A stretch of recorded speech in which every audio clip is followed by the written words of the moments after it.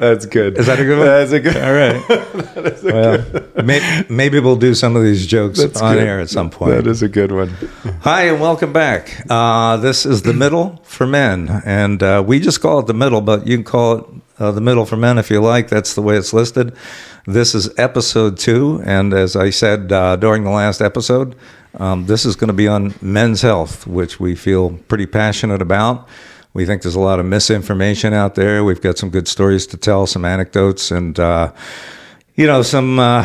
counsel. Actually, I will qualify it first off for me, and my name is Gary Yeilman, And I'm John Berardino. and I am not a medical doctor. However, I did sleep at a well-known hotel chain last night, so I don't think I'm allowed to steal their line. I mean, they might stop that. I think we'll be all right. So the reason that we think this is such an important issue, John and I have talked about this multiple times. Yeah. He sees people in his clinical practice, obviously, that have health issues and deal with doctors and hospitals and specialists and such, right, John? Absolutely. Absolutely. Well, healthcare is not just relegated to your medical health. It's also your mental health is something that's been neglected quite significantly, and something that's come to prominence over the last few years here, especially with the pandemic and whatnot. So we want to see it comprehensively. Yes. So, in my own life, I've had a lot of experience, unfortunately, with doctors. The most recent, since 2019, I've had a heart attack and a half, and I'll explain the half. But I've also had atrial fibrillation, and then I had a device implanted in my heart for that. So I have 2 devices planted in my heart. I've had three knee surgeries. And, anyway, despite that, I'm actually in pretty good health. I know that may sound bad. But I'm not Frankenstein. I can still walk. I can still do pretty much any activity I want. But as you age, and I'm 70, things do start to deteriorate, and that's just a fact of the matter. This is something that we all face. Yes. Women face it too, but the reason that we want to talk about men is that men aren't engaged. We know this, again, anecdotally and from our own experience. We're just not engaged enough in our own healthcare. And I'll say this. If you haven't gotten involved in your own healthcare, and I think I said that at the end of the last episode, by the time you're 50, if you're not engaged, you've made a mistake. You're running behind, so you need to catch up. Absolutely. We're going to be talking about asking questions, and if you don't ask questions, then you don't have choices. And that's something that enables you to feel empowered in those moments. But we also understand that it can be intimidating if you're in a doctor's office or you're talking to a medical or even mental health professional because they're experts. So we want to create at least an avenue of opportunity here for us to kind of look deeper into some of your experiences and some of the anecdotes you'll be talking about. Right. There's something called white coat syndrome, and you and I have talked about this. So a guy will walk into a doctor's office or, a clinic or whatever, and have his blood pressure taken. He didn't know he had a blood pressure problem, and suddenly his blood pressure is high. Yeah. And the nurse will often say things like, it could be white coat syndrome. And white coat syndrome is actually, it's your neurotransmitters perceiving a threat, and that threat then causes your pulse rate to go up, your circulatory system to some extent to constrict, and your heart to work harder, and so your blood pressure goes up. You walk out of there, and the doctor says you're fine, and nothing going, and you go home and check your blood pressure, you're fine. Yeah. So it doesn't always mean because you have a slightly elevated blood pressure that's necessarily a chronic problem. So. But it happens, and the point that I'm trying to make with that is that we are intimidated, I think, absolutely, by doctors. Yeah. And that's not unique to men, but men are less likely to get into what John would call a conflict over certain things, or to ask questions and to be hesitant.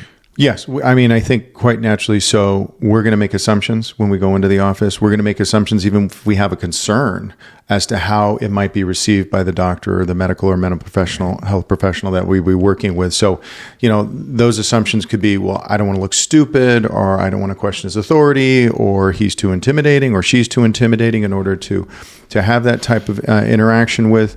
Sometimes we don't want to be perceived as being weak or stupid, or not understanding what that should be. I should already understand this. So yes, all of those things in their essence will create a recoiling. Yeah. And that recoiling in its essence, as we'll talk about later on, will be potentially worse than the actual problem or the symptoms themselves. Sure. And I don't have any choice. I look stupid to begin with. So the doctor assumes I'm just going to, I'm just going to take what he has to say. Well, as we talked about before, Gary, stupid is not moving forward into the question and not being willing to allow some of that vulnerability in asking the question. Yeah. Ignorance is, I don't know, but I want to know. Exactly. And you have the answers. And if you're not going to give me the answers, I'm going to get them from someone. If it's not you, I'll find those answers. I had an experience when I think I was 30, and I'm a pilot, and I was renewing my FAA medical certificate.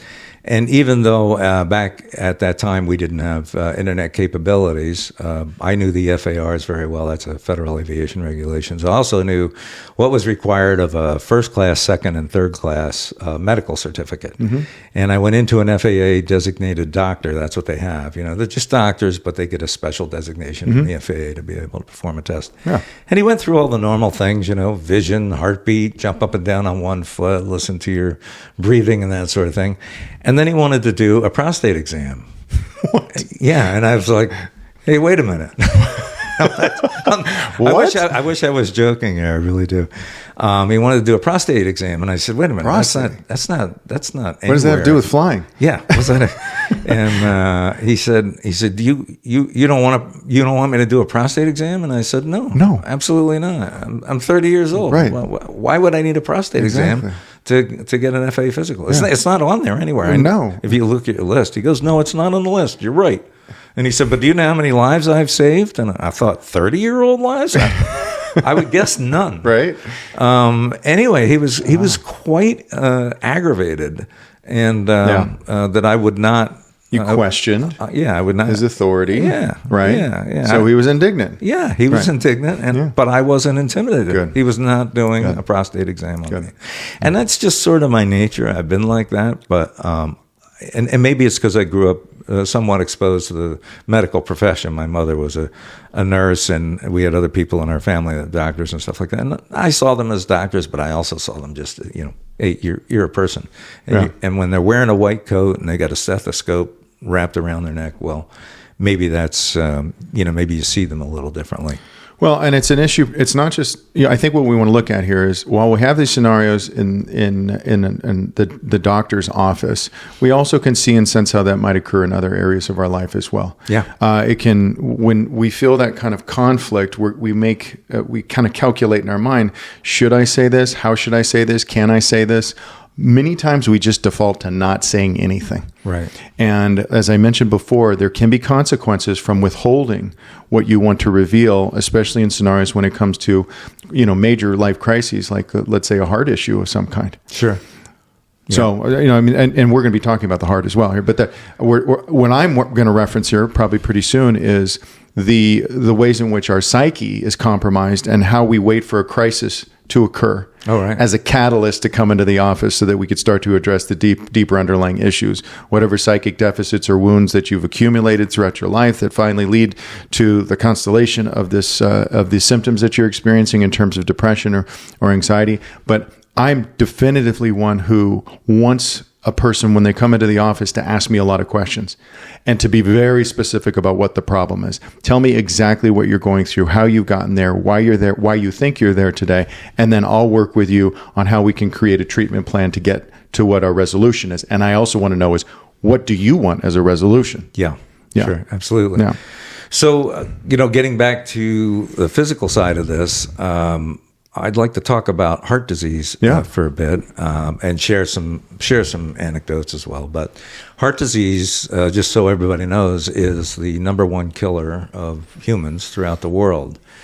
And it's not entirely preventable. Yeah. It's controllable and it's treatable. And I think what, from a man's perspective, again, what you need to be is engaged. You need to understand what's going on. And here's the thing. So if you think you don't have heart disease and say you're 60, 65 years old and because you've never had a heart attack and your doctor gives you a good checkup and you leave, does not mean you do not have heart disease.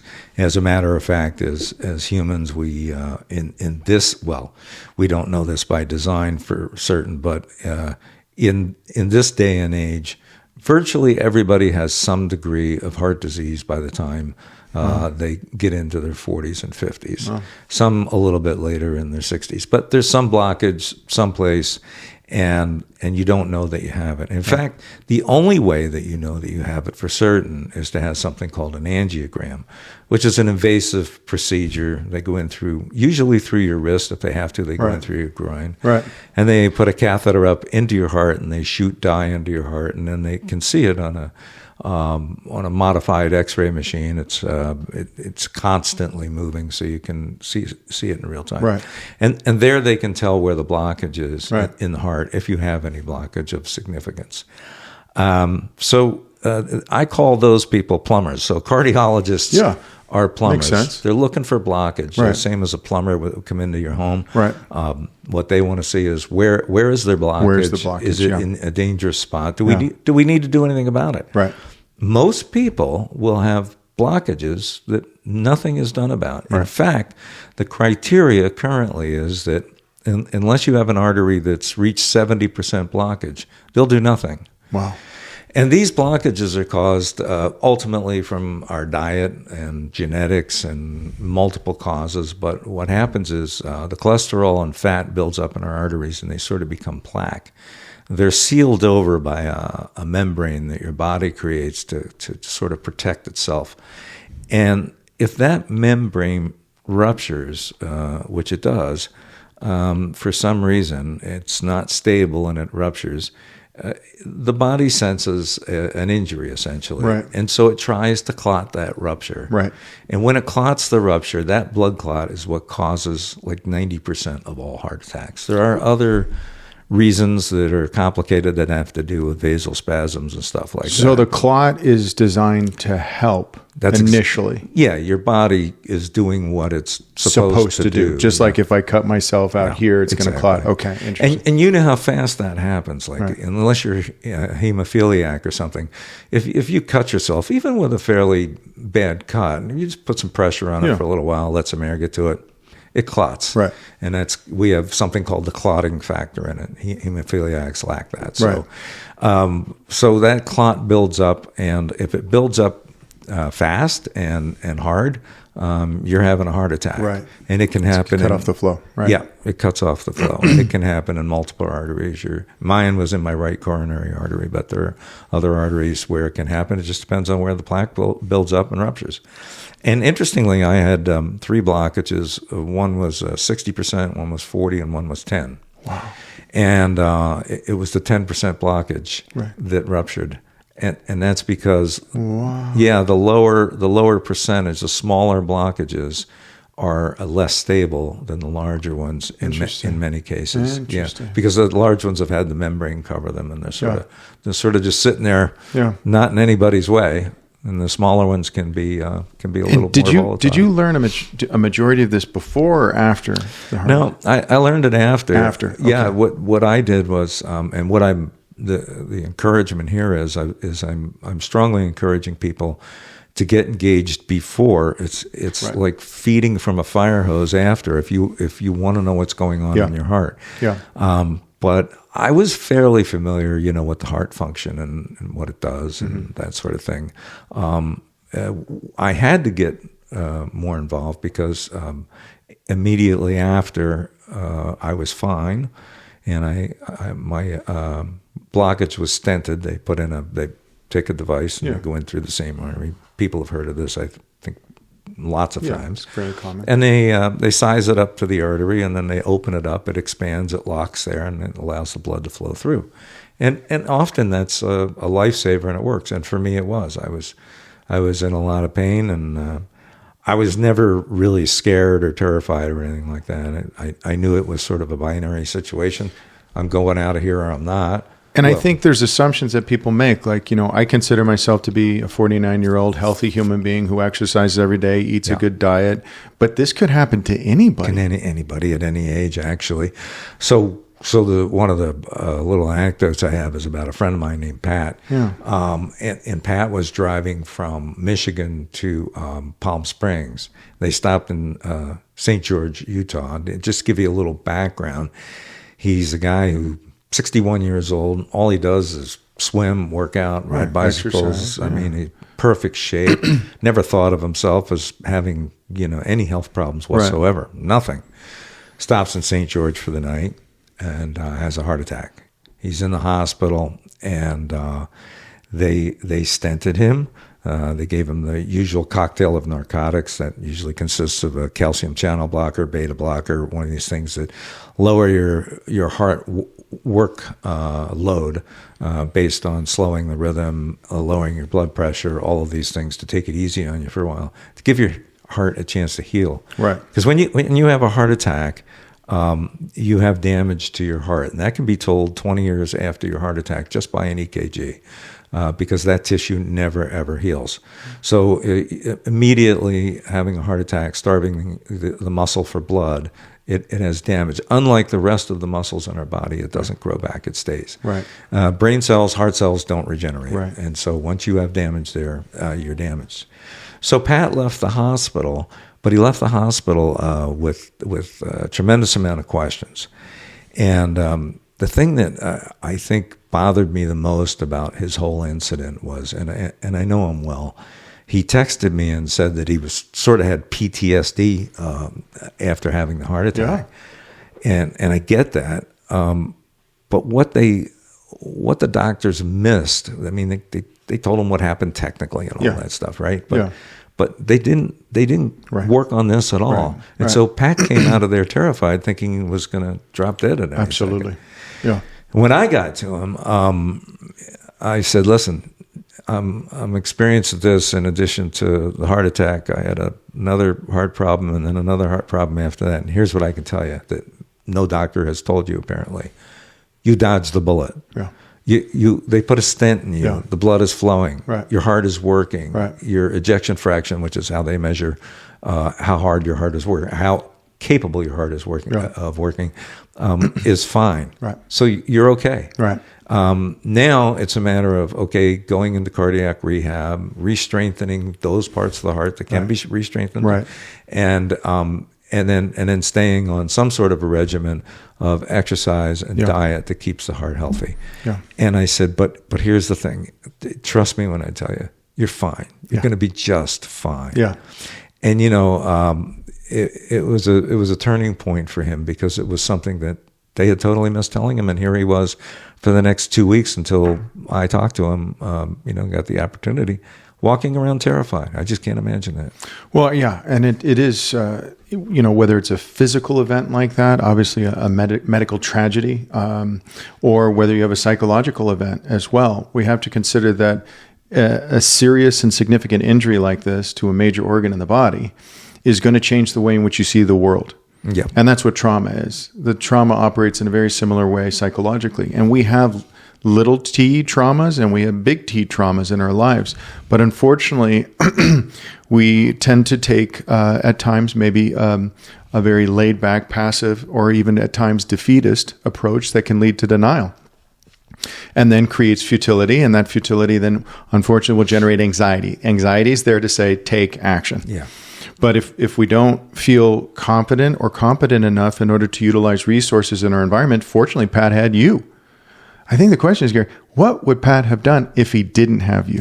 Yeah, I can't imagine. I had those same thoughts. It was like a horror show to me. Yeah. It was like, this poor guy is suffering, and he has no one to talk to. Right. He's called other doctors' offices and made appointments, and they're 2 months out now in Palm Springs. And, my God! And what are they going to do? They're going to test him, and they're going to tell him, "Hey, your heart is pumping." Yeah. But that still isn't answering his fundamental question: is am I dying with this? Yeah. Or am I on a road to recovery and I'm okay? Right. And the answer was the latter.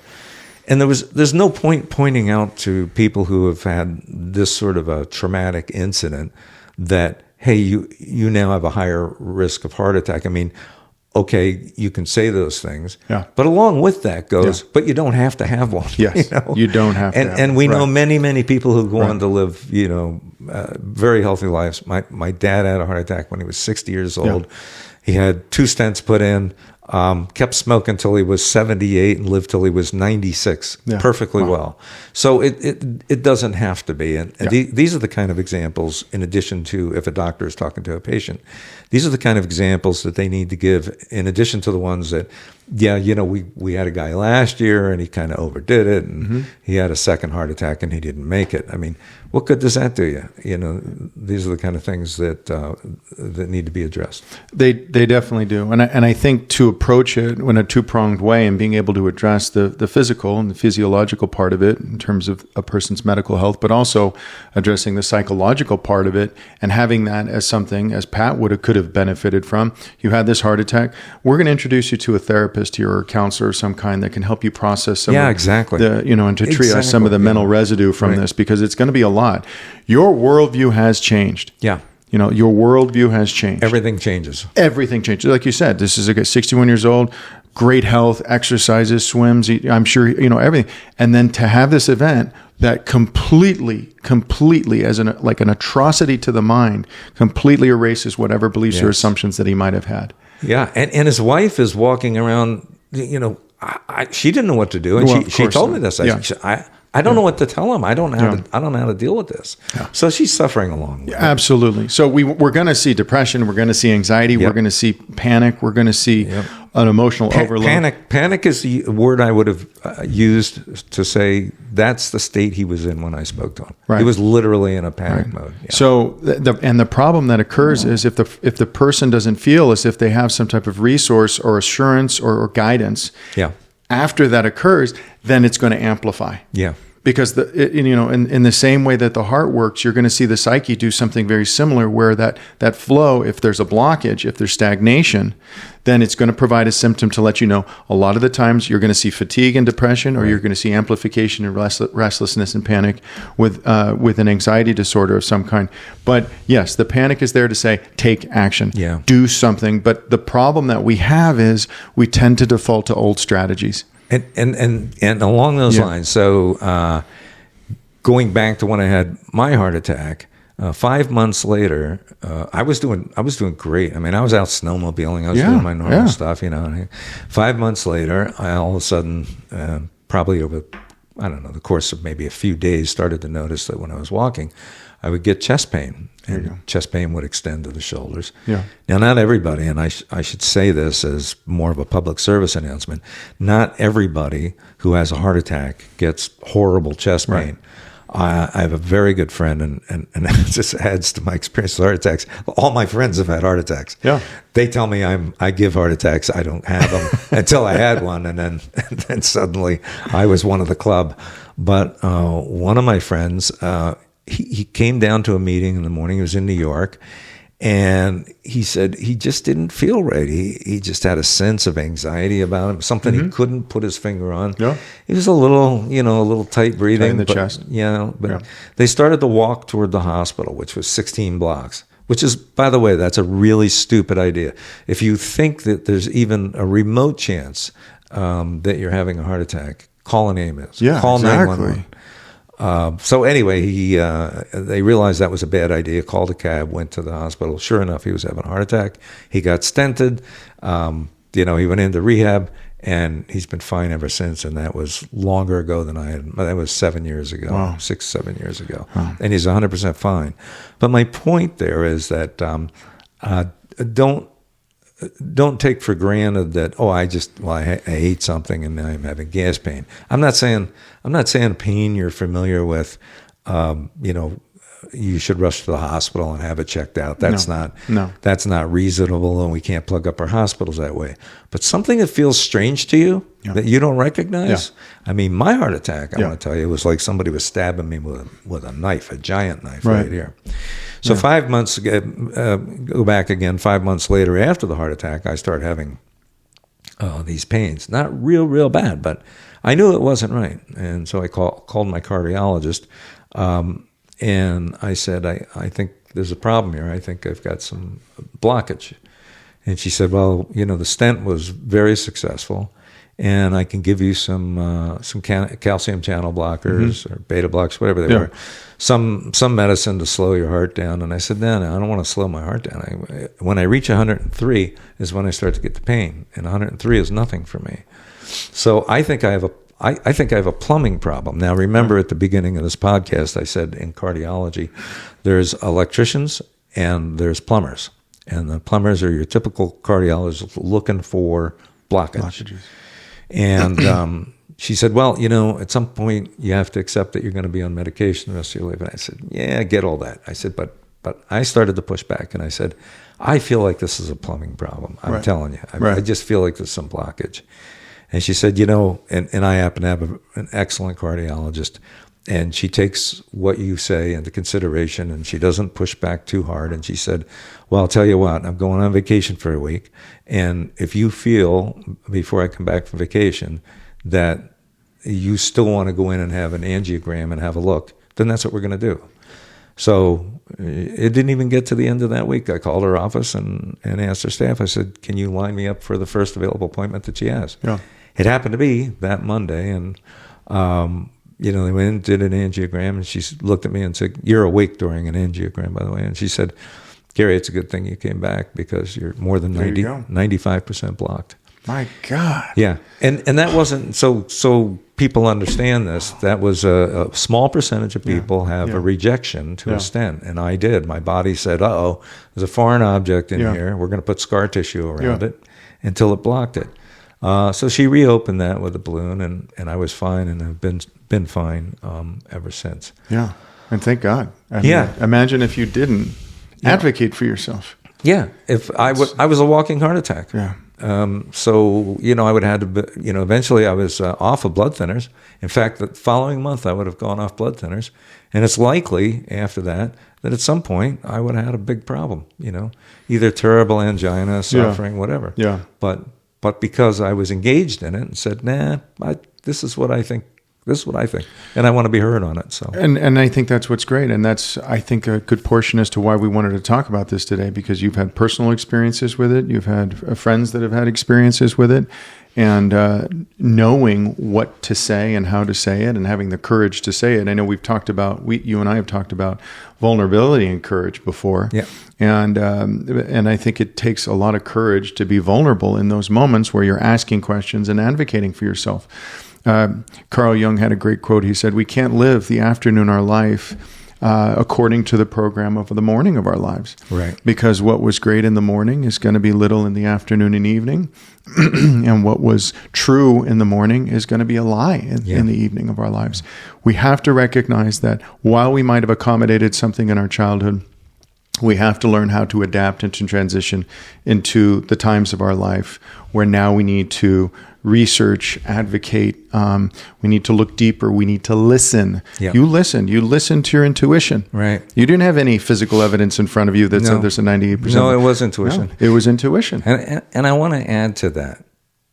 So what I wanted to talk about was exactly what you're saying is getting involved and getting engaged, but not just from one source. And what we're really talking about here is critical thinking, right? Absolutely. So multiple sources. The internet is a wonderful, wonderful tool to use. I typically, if I want to look up something medically, I typically look at Harvard Medical School, Mayo Clinic, Cleveland Clinic. These are reputable sites.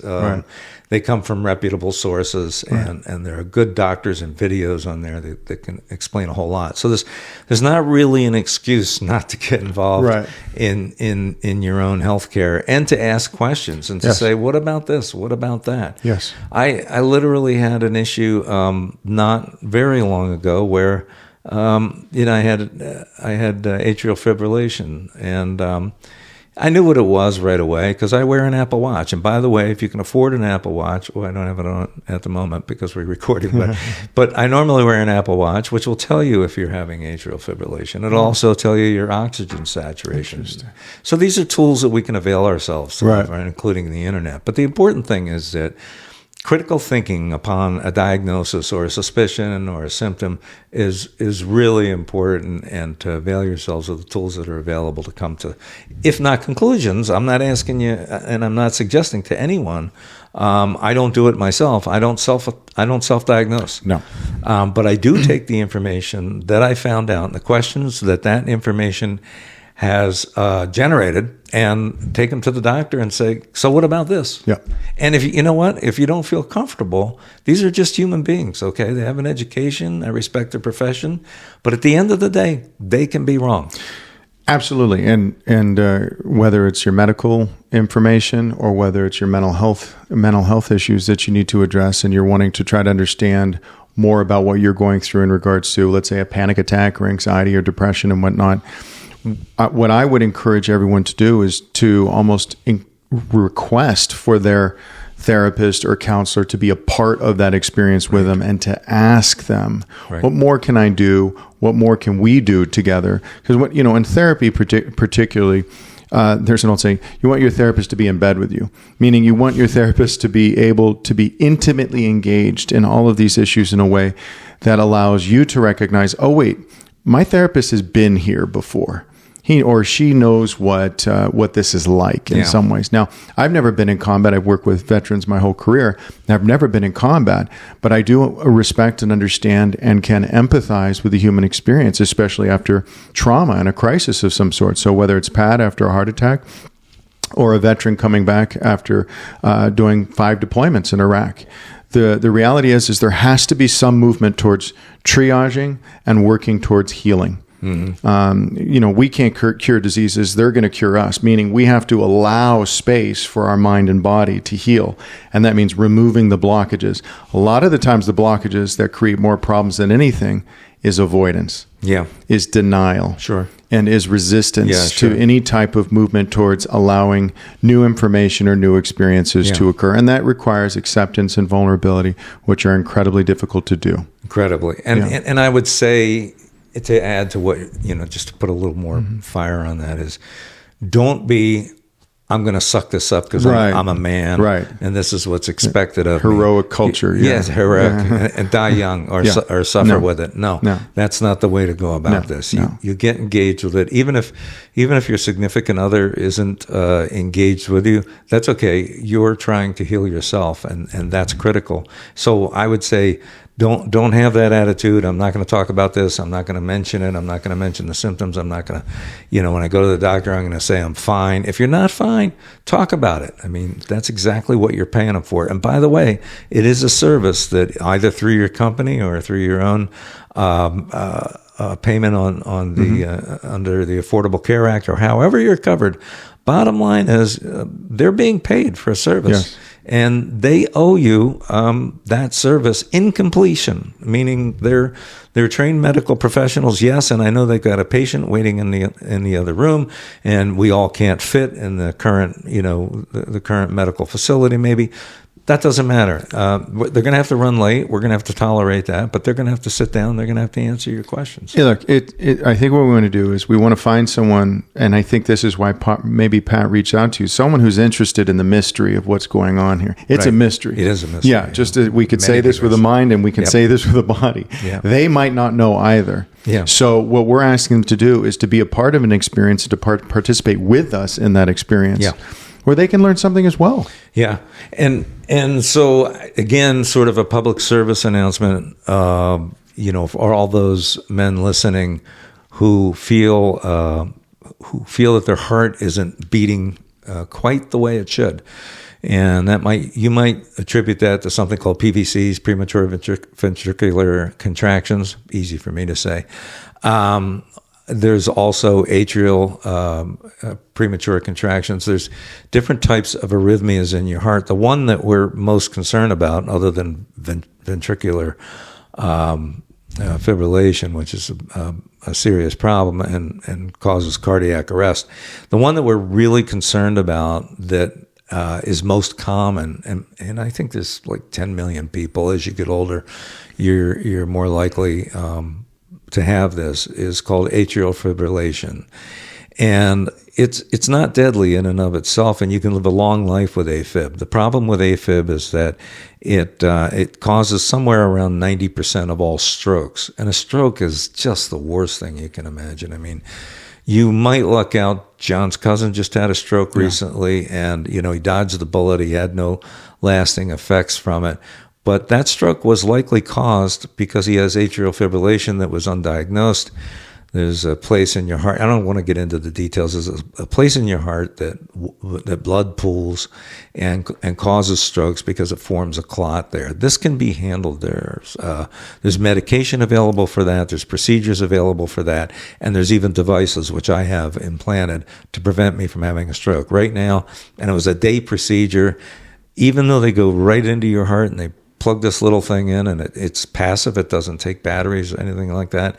Right now, I have the same odds of having a stroke, age-adjusted, that John does, and that's because I got engaged in this and said, how can I prevent this from happening? Forget about the medicine for a second.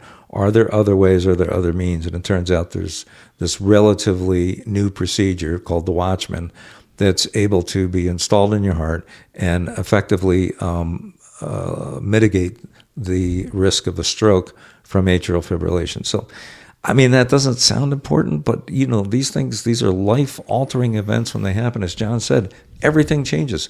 So investigate, get data sources and do some critical thinking. Yeah, it's there's the metaphorical term, listen to your heart, but we're also saying literally listen to your heart. In the cases that we've been talking about in regards to these medical crises, it's important to note and to notice that as well, that your psyche is wounded and injured in certain circumstances where perhaps a trauma or an injury has occurred, and we don't want to have to rely upon a pain prompt in order for us to listen. That's the key. So a lot of what I do in my work and what you can access online is breathing exercises, knowing that they're quite often, most people hold their breath throughout the day. We don't know this. We don't pay attention to our breath. We don't listen to our breath, even though without our breath, we are not alive. Yeah. But it is the central, most important part of the ways in which I think that we can start to get back to equilibrium. Mm-hmm. And if you check in with your breathing throughout the day, I think that first will preempt the possibilities of perhaps a catastrophic event with your heart. But I also think it helps just your overall, the flow and balance of your being. So when your parasympathetic nervous system is activated, we call it the stress response. What you're doing is there's a disruption in your breathing. We're talking about flow again. Mm-hmm.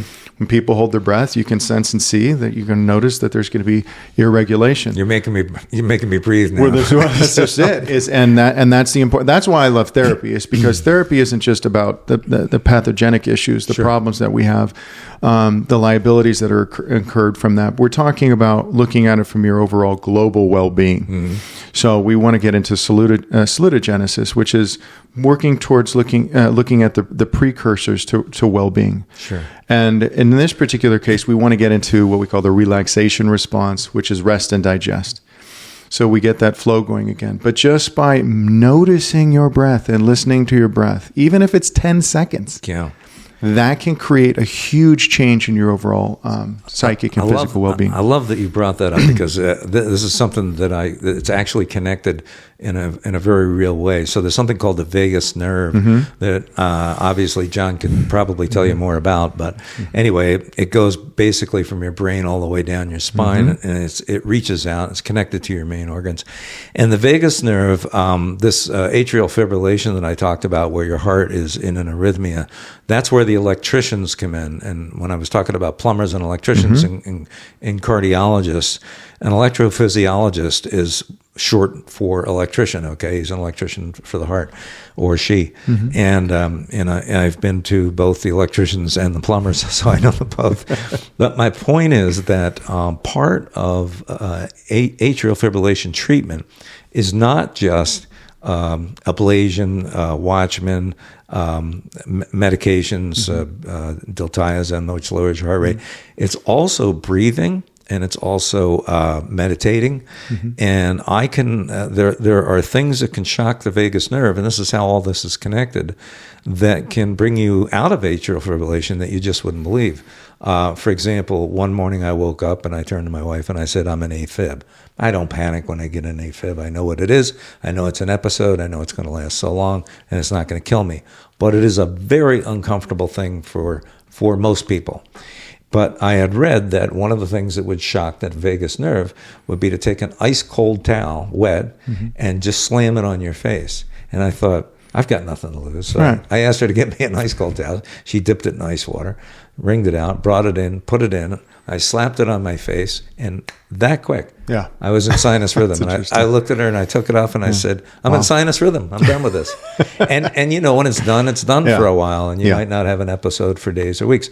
But a lot of that also, they'll tell you to lay down and to breathe in through your nose slowly, take a full breath, let it out. These are the type of things that your doctor may not tell you, but that information is available to you, but you need to research it. You need to be engaged in your own health. Yes, bottom line. And you were talking about public service announcements. I would say therapy, of course, as I'm going to advocate for as a psychologist, shouldn't just be designed to be utilized in circumstances where there's a crisis. Yeah, we want to recognize that you're talking about inflammation. Yes, we're also talking about how therapy reduces inflammation within your psyche. Yeah, and a lot of that does have to do with this buildup, the tension that comes from anxiety, from fear, from these worry cycles that become shame cycles that then lead to cycles of avoidance and constantly bunkering yourself down and coping and camouflaging the symptoms that you're experiencing, perhaps with drugs or other substances. So we want to catch all of this out in front. We want to get out in front of it, and we can do that, I think, by paying attention and participating in the experiences where perhaps there isn't necessarily an injury, there isn't a trauma, there isn't something disruptive, that we can do our best to try to move out in front of it. And we have the power to choose. We can just but we don't want to wait for a pain prompt to remind us that we're alive. No, that's exactly right. And, along the lines of, I say along the lines too much, don't I? So I'm not going to edit that out. I'm human too. So in that regard, how's that? When we're talking about, investigation, here's a tip for men specifically, is that if you suffer from ED, at a fairly early age, one of the suspects actually is cardiovascular disease. It's what we're talking about. And a doctor might just say, here's your Viagra or here's your Cialis and give this a whirl. And it'll work, but it may not be addressing the root cause. So if you have ED, suspect cardiovascular disease, arteriosclerosis, cardiovascular disease, hardening of the arteries. These are all synonyms for the same thing that I talked about, which is a plumbing issue. Okay, and that can be a part of an ED problem. It might not be, but it might be. Well, and I think most people can assume that an ED problem isn't. While it can be related to blood flow and whatnot, and other heart-related issues, a good portion of what I see is people getting caught up in their worry cycles. Yeah, right. And so we want to tackle both. We just want to have a comprehensive understanding to get out in front of it, the courage to be vulnerable. That's really, I think, one of the main pieces that we're trying to kind of communicate here. It takes courage to be vulnerable, to let go of those old standards or limiting beliefs that you might have relied upon in order to just to kind of get by. We don't want getting by. Right. We want to optimize the ways in which we can live a quality life and whatnot. There was an old story when Viagra and Cialis and all those first started to be advertised on TV. Yeah. Something about this. The woman turns to her husband and she says, "Honey, are you going to suffer from ED?" And he says, "Well, I am tonight." So right away the worry cycle comes in, right? Exactly. So anyway. Yeah, it's interesting though, because we're talking about the heart into we talked about angina, kind of the choking of the chest. That would be if you're from, by the way, I just want to mention this, it could be angina depending on where you're from. That's right. West Coast. East Coast, we all say angina. Angina, and that's how I knew it, even though I'm from the West Coast, but that's how I knew it. But the difference is between angina and anxiety, and people going into the ER with let's say anxiety or panic or having a panic attack, and they're thinking it's angina or heart attack and things like that. But it's no different. We're talking about ED. We're saying, well, which is it? Which is it? Yeah. Which is it? We really don't know. And that's why it takes experts and machinery and stuff like that to actually make a diagnosis. And if you're feeling like you can't breathe and you're not sure if it's anxiety, then you do your exercises and you lay down and you try to meditate. If you still feel like you can't breathe, get to a freaking hospital. Absolutely. I think, and what I'm hoping here is that we'll move into the breathing and using and utilizing breathing exercises, and that's already a part of a person's routine, as opposed to waiting for, again, the crisis to occur. Right, exactly. I know you and I talked about that elastic band analogy. It stretches until it breaks. Yeah, right. And we don't want that to occur when we're talking about whether you're medical or mental health. That's true. Yeah. So. Okay, well, good discussion. Absolutely. And we're going to make another podcast. I think the next one is on critical thinking. Critical thinking. Yeah. And one of my favorite subjects. And like I said in the last episode, some people can think critically and some people can't. And I want to know why the people who can't. So having said that, we'll see you in the next episode. Again, the name of the show is The Middle for Men. And we just call it The Middle. I'm Gary Ullman. And I'm John Baradino. And, we'll see you later. Thanks for watching.